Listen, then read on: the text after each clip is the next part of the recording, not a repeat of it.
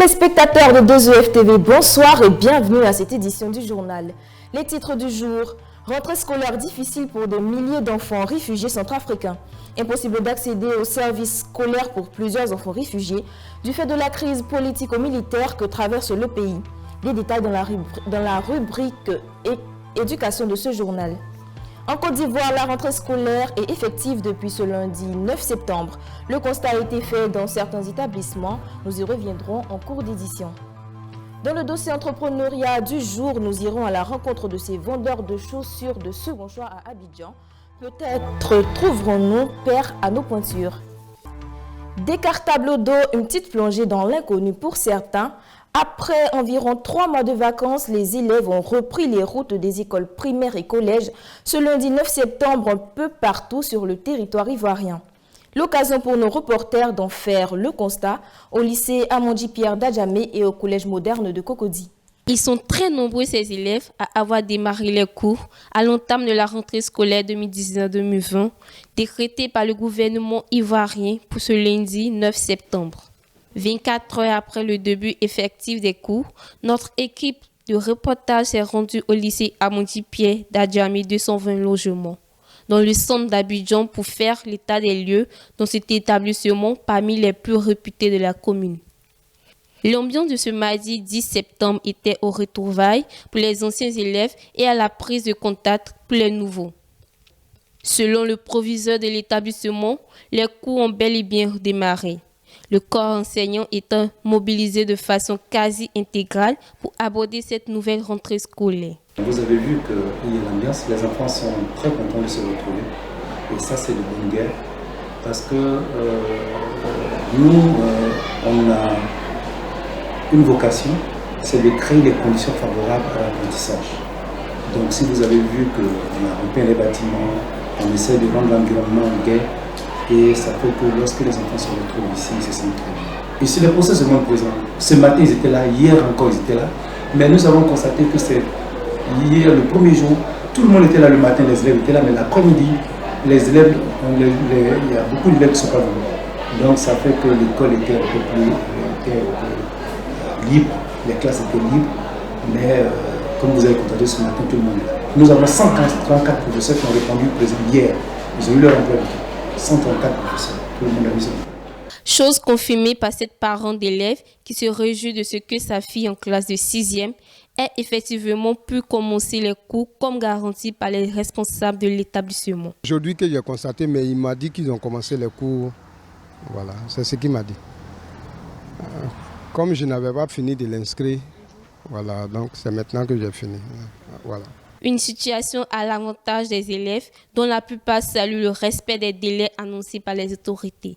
Bon, nous avons débuté les cours depuis hier à 7 h. Et aujourd'hui encore, nous avons fait quelques cours. Nous avons fait des révisions avec certains profs, d'autres qui sont présentés. Oui, les cours effectivement ont démarré. On a fait, notre professeur de maths est venu, il nous a donné les fournitures. Et puis on a commencé un peu à faire les cours. Oui, les cours ont bien débuté. C'est bien passé. Bon, hier, on a eu à faire le cours d'SVT avec maths. Et aujourd'hui, on a eu anglais. Les professeurs ont répondu présent. Tout le monde était là. C'est bien passé. Pour les prochaines semaines, l'on s'attend à ce que l'affluence soit encore plus forte avec l'arrivée d'autres pensionnaires qui viendront grossir les effectifs de cet établissement. Au Tchad, la situation devient chaotique en ce début des rentrées des classes avec la décision du gouvernement de faire fermer jusqu'à 167 établissements scolaires pour non-respect des normes en vigueur. Selon les autorités, ces établissements ne respectent pas les critères en vigueur en matière de contenu des programmes scolaires ou encore de dimensionnement des salles de classe. Un préjudice sérieux pour certains parents d'élèves qui avaient déjà procédé aux inscriptions de leurs enfants dans les établissements concernés. Les précisions de nos confrères d'Africa 24. Au Tchad, 167 établissements d'enseignement privé ont été fermés par le gouvernement pour non-respect des normes scolaires. Une décision qui fait suite au rapport de la mission de contrôle et de recensement du ministère de l'Éducation nationale. Mais la fermeture de ces écoles, à quelques jours de la rentrée scolaire, inquiète les parents d'élèves. Déjà là, les gens ont commencé les inscriptions. Mais le gouvernement nous fait savoir, comprendre qu'il y a des écoles qui sont fermées. Il faut nous le dire à temps pour qu'on sache que voilà, telle école ne répond plus aux critères de l'enseignement pour nous permettre aujourd'hui de se situer. Selon la mission de contrôle, ces écoles fermées n'ont pas respecté les critères des plans cadastraux, les dimensions des salles de classe, les contenus des programmes d'enseignement et les manuels scolaires. Une situation qui pousse de milliers d'élèves à frapper à la porte des nouveaux établissements qui sont déjà presque saturés. Je dois vous avouer que c'est depuis début juillet que nous préparons la nouvelle rentrée. On est passé par les tests de recrutement des enseignants, tests de recrutement des élèves, organisation sur le plan pédagogique de la rentrée. Bref, nous avions tout apprêté. Les établissements victimes de la décision du gouvernement ont entamé des démarches administratives auprès de la direction nationale en charge de l'enseignement privé et espèrent avoir des dérogations pour l'année en cours.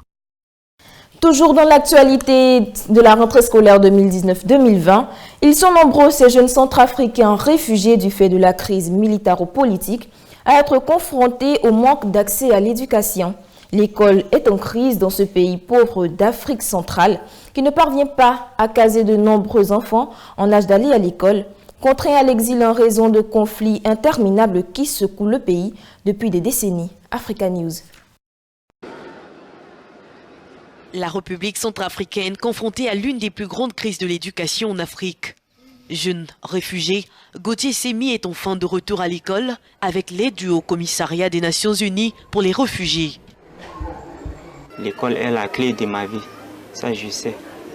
L'école est la clé de ma vie. Sans école, je ne peux pas vivre en paix. Ça fait des journées, il n'arrive pas, ça me perd. On ressemble comme ça me plaît beaucoup parce qu'il est arrivé ici. Mais le manque de fonds pourrait mettre en danger l'éducation de ces jeunes. Les enfants étaient obligés de fuir les études, aller en brousse, aller n'importe comment. Et ils ont perdu même des années à la maison, des années en forêt, des années à l'étranger, sans pourtant étudier. Gauthier et son cousin Prince Bonheur ont fui leur maison en République centrafricaine en 2013 pour échapper à la guerre civile. Dans les deux Congos, comme la plupart des adolescents, les cousins n'avaient pas d'école à fréquenter. Un pays dont les enfants ne fréquentent pas, vraiment c'est un pays mort. Donc c'est l'avenir de demain qu'on prépare. Depuis 2016, la paix revient peu à peu dans certaines parties de ce pays d'Afrique centrale. Les populations parties en exil regagnent progressivement leur ménage. Mais Prince reste en exil et envisage y poursuivre ses études. Nouvelle baisse du taux d'inflation en Égypte. Selon l'Agence nationale des statistiques, les chiffres pour le mois d'août s'établissent à 7,5% contre 8,7% en juillet. Une situation qui est imputable au programme des réformes budgétaires conclu avec le Fonds monétaire international qui a vu le désengagement progressif de l'État dans la subvention du secteur pétrolier. Africa News. Bonne nouvelle pour l'économie égyptienne. Le taux d'inflation annuel des prix à la consommation en milieu urbain est tombé à 7,5% en août contre 8,7% en juillet. Il s'agit de son niveau le plus bas depuis 6 ans, ce qui, selon les analystes, devrait entraîner de nouvelles baisses de taux de la part de la Banque centrale, après celles engagées le 22 août par son comité de politique monétaire. Mais les chiffres rendus publics mardi par l'Agence nationale des statistiques restent encore en dessous des prévisions de la Banque centrale qui tablait sur une baisse de 9% d'ici fin 2020. L'annonce de cette nouvelle intervient au moment où le programme de réformes économiques engagé en 2016 et soutenu par le FMI se rapproche de son terme. Ces mesures d'austérité avaient conduit à l'adoption d'un mécanisme permettant d'aligner les prix du carburant à la pompe à ceux pratiqués sur le marché international avec la suppression progressive de la plupart des subventions du secteur de l'énergie. Des décisions qui ont porté leurs fruits, saluées par le FMI et de nombreux économistes, malgré la réduction du pouvoir d'achat des 98 millions d'Égyptiens. La 20e réunion annuelle des secrétaires généraux des institutions financières internationales s'est ouverte ce mercredi 11 septembre au siège de la Banque africaine de développement à Abidjan, pour prendre fin ce vendredi 13 septembre. L'objectif de cette rencontre est de renforcer l'efficacité du Conseil des IFI dans le but de créer une synergie d'action de sorte à répondre efficacement aux défis de l'économie mondiale. Plusieurs structures financières internationales, au nombre desquelles la BAD, la Banque européenne d'investissement et les institutions de Bretton Woods, sont représentées dans la capitale économique ivoirienne dans le cadre des échanges. Le phénomène des movie money en France, parlons-en. Ces billets à usage cinématographique commencent à inonder littéralement le marché français.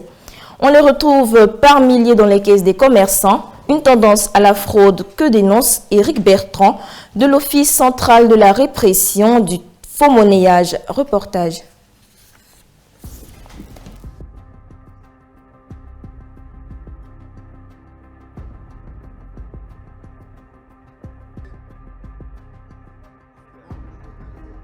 La movie money est un phénomène qui a explosé. On est passé de quelques dizaines d'exemplaires des années précédentes à plusieurs milliers en 2019.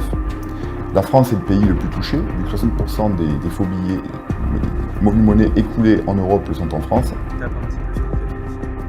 On a affaire à une population délinquante qui n'est pas notre clientèle habituelle, des gens qui ne sont pas des délinquants habituels, qui ne sont pas des voyous.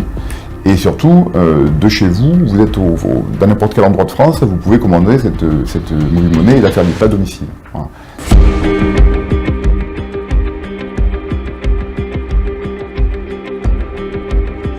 Vous pouvez remarquer que la bande holographique, lorsque on la bouge, vous avez donc la valeur faciale 20 € et la DS Europa qui apparaît. Sur un billet movie money, on a une image qui ne bouge pas du tout. La signature du gouverneur de la Banque centrale européenne, Mario Draghi, que l'on retrouve sur un vrai billet, qui est remplacé par la mention movie money. Si je tourne le billet, on se rend compte que sur le billet movie money, on a une mention en anglais expliquant en fait que ce n'est pas légal, qu'en fait on a affaire à un accessoire.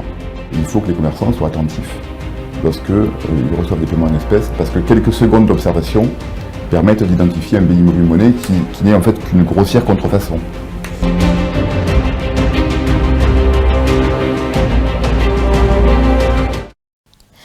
Au titre des productions maison, nous vous proposons Études supérieures en France, présentée par Asita Sissé. Découvrons quelques paramètres pour l'inscription à Campus France dans cet élément. Pour des étudiants en France. Alors, tout dépend du diplôme que vous recherchez. Je parle des étudiants africains, bien sûr. Tout à fait. Donc, je dis que tout dépend en général du diplôme que vous recherchez. Il y en a qui cherchent un diplôme universitaire, donc impérativement, ils cherchent une admission dans une université française. Et il y en a d'autres qui sont peut-être beaucoup plus... c'est pas un souci d'orientation, mais ils cherchent peut-être à être un peu plus opérationnels parce qu'on dit que les écoles de commerce forment les managers opérationnels ou le personnel, en tout cas opérationnel des boîtes. Donc, il y en a qui veulent tout simplement avoir un diplôme professionnel, donc tel qu'une licence professionnelle ou un master. Voilà. Dans les deux cas de figure, vous avez beaucoup de possibilités. Si vous optez pour les diplômes universitaires, vous avez la possibilité de faire le DUT ou le BTS, une licence, le master et après le doctorat. Donc pour les écoles spécialisées aussi, il y en a qui répondent aussi à cette hiérarchisation que je viens de faire, mais il y en a d'autres aussi qui sont directement sur le système LMD, qui font licence, master et doctorat. Avant cette validation, quels sont les dossiers à fournir? Non, les validations de Campus France, je vous l'ai dit, c'est uniquement les bulletins qu'on vous demande, des bulletins de la seconde à la terminale. D'accord. Et le bac, s'il s'agit d'un bachelier, donc ils vous demanderont l'original du bac, que vous allez mettre sur la plateforme en ligne. Si c'est pour une licence ou un master aussi, ils vous demanderont de donner les justificatifs, voilà, l'attestation de réussite, les bulletins, tout ce qui prouve que vous avez pu valider vos années, donc jusqu'à atteindre voilà, le niveau où vous demandez l'admission. Voilà, donc c'est uniquement ça, hein, donc c'est pas compliqué. Seulement que les bulletins. C'est purement pédagogique. D'accord. Donc c'est le CV, les attestations de stage, les attestations de réussite. Donc Campus France ne s'occupe que de l'aspect pédagogique, voilà, donc votre parcours scolaire, votre parcours académique. Maintenant, si le parcours académique est validé, c'est-à-dire que vous n'êtes pas quelqu'un voilà, qui a fait une première année, qui est parti, je ne sais pas faire quoi, jusqu'à 2 ans après pour revenir, ou bien c'est quelqu'un qui a un parcours vraiment très bizarre, d'habitude, voilà, on valide le dossier. Voilà, pour dire que ce n'est pas aussi compliqué que ça. D'accord, voilà. Maintenant, après avoir validé le dossier d'études, ils vous demandent maintenant de passer à l'ambassade qui, eux, pour avoir une compréhension simple, ils vont regarder un peu plus loin que les études. Au Kenya, les sociétés d'assurance font face à leur pire année de croissance, avec les bénéfices qui ont enregistré une lourde chute de 61,5% en 2018 selon le site d'information économique Financial Afrique pour descendre à 33,7 millions de dollars. Une contre-performance notable dans un secteur qui atteignait les 87,7 millions de dollars l'année précédente.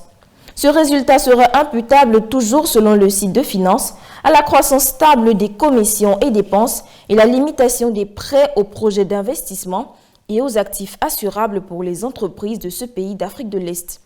La plus lourde perte, soit 26,6 millions de dollars, figure au bilan des activités des branches non-vie. Ouverture aux États-Unis de plusieurs enquêtes sur le géant américain de la recherche en ligne Google. Le groupe fondé par Larry Page et Sergey Brin est accusé de pratiques anticoncurrentielles en s'appropriant de façon illégale les informations en ligne. À l'origine de ces plaintes, plusieurs États américains. Explication dans cet élément. Le géant de la recherche en ligne dans le viseur des États américains. Pour faire toute la lumière sur les pratiques commerciales de Google, ces procureurs généraux ont décidé d'unir leurs forces. Google monitors our online behavior. Google surveille notre comportement en ligne et capture les données de chacun d'entre nous lorsque nous naviguons sur Internet. Cette enquête portera sur la capture de ces informations et sur la question de savoir si Google s'est intégré à tous les niveaux du marché de la publicité en ligne pour monopoliser ce secteur. Cette enquête bipartisane rassemble la quasi-totalité des États américains, à l'exception de la Californie où siège Google et de l'Alabama.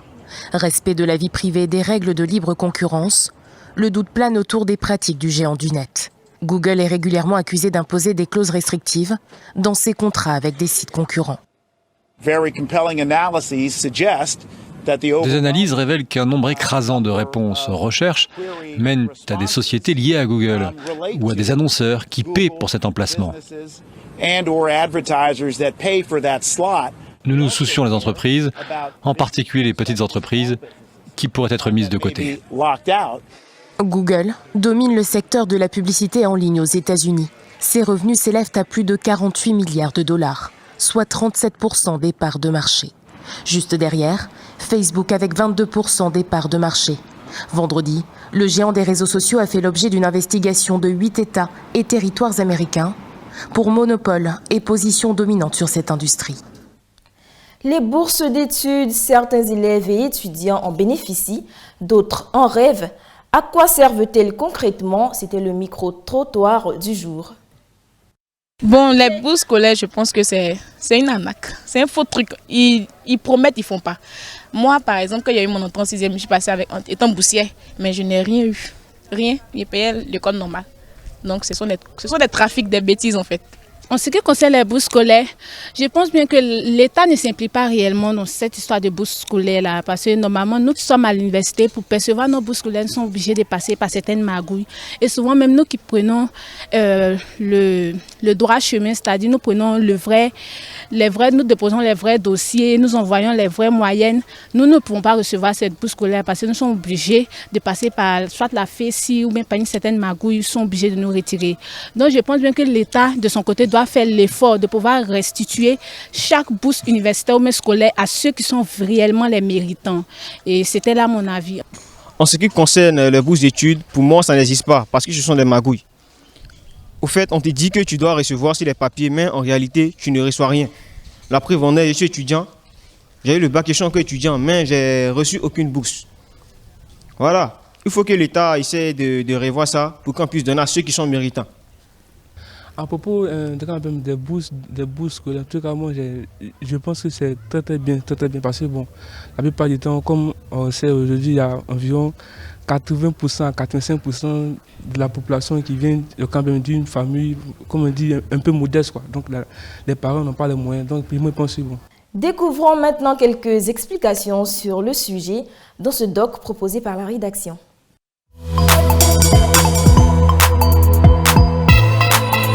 La bourse d'études ou allocation d'études est une aide versée aux étudiants pour la continuité de leurs études. Elle est attribuée à ceux qui ont des difficultés à financer leur parcours académique en vue de leur permettre de poursuivre leurs études et d'obtenir une meilleure éducation. Les bourses d'études sont généralement accordées sous conditions de ressources ou de mérite. Dans les pays en développement, elles sont principalement accordées aux plus méritants. Elle est destinée aux étudiants de conditions modestes. C'est donc basé sur des critères sociaux que les critères d'éligibilité sont définis. En France, seuls les étudiants dont le revenu familial est inférieur à 33 100 € par an peuvent en bénéficier en ce qui concerne les bourses à caractère public. Les bourses d'études couvrent généralement la totalité ou une partie des frais d'inscription à l'université, ainsi que tout autre frais relié aux études, dont les frais de matériel scolaire et informatique ou de livres de cours. Dans certains cas, les bourses d'études peuvent aussi couvrir les frais de transport ou de logement. Formellement, ce sont principalement deux grandes catégories d'étudiants qui reçoivent les bourses publiques, ceux qui ont un faible revenu et ceux qui ont un excellent dossier scolaire. Dans la majorité des cas, être dans une de ces catégories favorise le candidat dans la sélection. Cependant, une bonne partie des bourses d'études sont aussi offertes selon plusieurs autres caractères établis par les organismes offrant des bourses d'études. Ces critères peuvent être multiples et diversifiés. Par exemple, la motivation du candidat peut aussi être déterminante. De plus, selon les organismes, le niveau d'études, le domaine d'études, le sujet de recherche ou encore le secteur d'activité des parents peut être pris en compte. Les étudiants qui n'ont pu bénéficier d'une bourse au lycée peuvent obtenir une bourse pour poursuivre des études supérieures, les critères d'attribution n'étant pas les mêmes.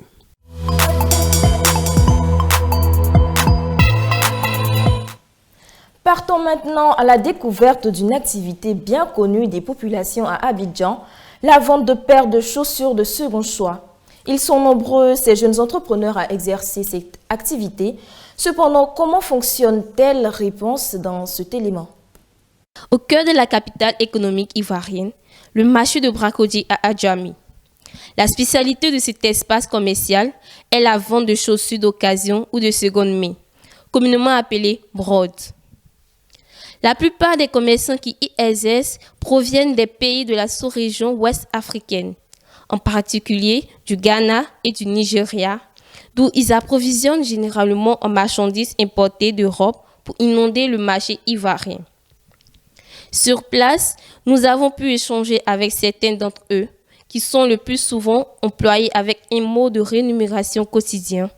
Beaucoup sont là de façon très temporaire, certains pour 3 mois, d'autres pour une période un peu plus longue. Le but étant de s'occuper utilement en parvenant à subvenir à ses besoins et dans certains cas, à mobiliser une épargne à projet. C'est grâce à ça qu'il à Abidjan ici. On peut vendre 50 chaussures par jour. Il y a des fois aussi 100. Si le marché ça marche, on peut vendre 150, souvent même 200 paires par jour. Ce qui fonde le succès de ce marché, c'est sans doute la diversité et l'originalité des marchandises que l'on y trouve, mais surtout le caractère abordable des prix globalement accessibles pour tout type de clientèle. Certains clients viennent faire des achats au détail, bien sûr au rythme de leurs besoins, quand d'autres s'y déportent pour se ravitailler pour leur commerce de quartier. Cela me fait maintenant 4 ans que je vais faire mes achats au marché Bracody. En quelque sorte, je suis un revendeur et en même temps un vendeur dans le couloir de Adjami Bracody. Les prix des Bracody sont vraiment abordables et ça nous permet de pouvoir y vendre aussi et puis gagner aussi quelque chose pour pouvoir nous-mêmes prendre soin de nous. Bien que les chaussures n'arrivent pas toujours dans un état très appréciable, les commerçants se procurent les services de laveurs professionnels qui donnent une attractivité remarquable à ces marchandises. La réputation du marché de Bracody attire chaque jour des milliers de clients qui affluent de toutes les communes d'Abidjan, ce qui constitue pour les commerçants un potentiel clientèle assez intéressant qui se matérialise dans les bénéfices. Bon, ça fait maintenant 4 ans que je connais le marché de Bracody. Je suis venue par rapport à la rentrée pour acheter les chaussures de ma fille. Donc, les prix sont abordables ici. Contrairement à, je peux dire, Liberté. Voilà. Ici, les chaussures sont moins chères, contrairement aux autres coins. Par jour, 100 paires par jour. Environ, voilà. Environ. À l'instar de plusieurs autres marchés à forte fréquentation à Abidjan, celui de Bracody est une zone d'activité économique intense qui en lui seul permet à des centaines de commerçants de créer de la richesse dans une économie essentiellement dominée par l'informel. Nous arrivons maintenant à notre traditionnel moment de la tombola Selped.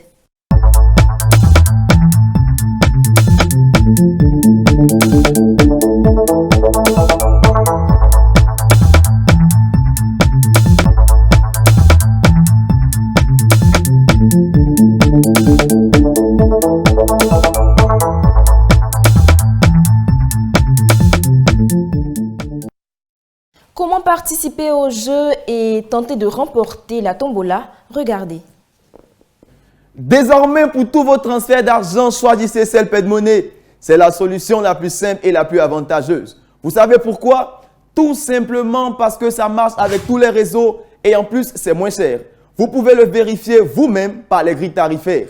Avec Selped Money, votre argent sera payé quel que soit le montant et l'heure, grâce aux milliers d'agents agréés qui sont partout et les agents Selped Finance qui sont dans les principales grandes villes de la Côte d'Ivoire. Vous voulez bénéficier de ces avantages? C'est simple.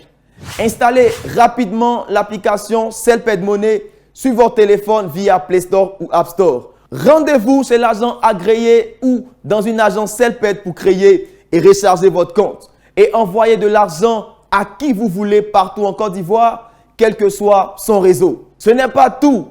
Vous pouvez même gagner beaucoup d'argent grâce à la tombola Selped Money. Ah oui, pour cela, gardez soigneusement le code tombola de la carte prépayée Selped Money qui a permis de recharger votre compte ou votre numéro de transaction. Téléchargez gratuitement sur votre téléphone l'application de la Web TV 2EF TV sur Play Store ou App Store pour suivre le tirage au sort qui se fait chaque soir à 19 h sur cette télé. Votre numéro peut être tiré au sort et vous pouvez gagner gros. Selped Money, c'est moins cher et ça marche avec tous les réseaux. Pour effectuer tous vos transferts d'argent, rendez-vous chez l'agent agréé Selped ou dans l'agence Selped la plus proche. Contact 22 41 55 85 ou la liste des agences et agents agréés sur www.selpedfinance.com. Nous passons maintenant au tirage de la tombola. Qui sera le gagnant du jour? Nous le saurons dans quelques petites secondes. Et nous avons un heureux gagnant qui nous vient aujourd'hui de la localité de Bondoukou avec un code tombola D004803. Localité du vainqueur Bondoukou, code tombola D004803. C'était tout pour le moment tombola Selped.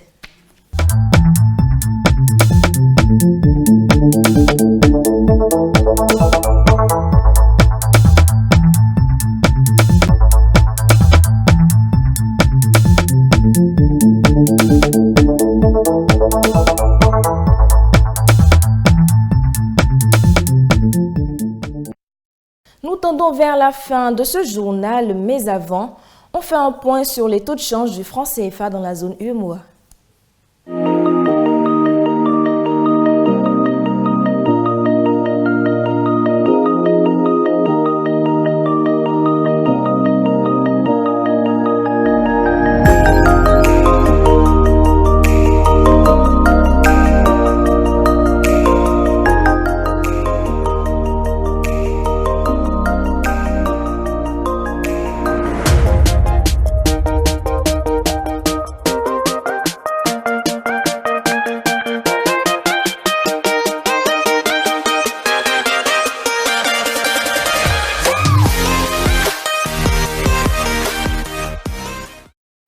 Et c'est la fin de ce journal. Merci de votre fidélité et à demain pour une prochaine édition.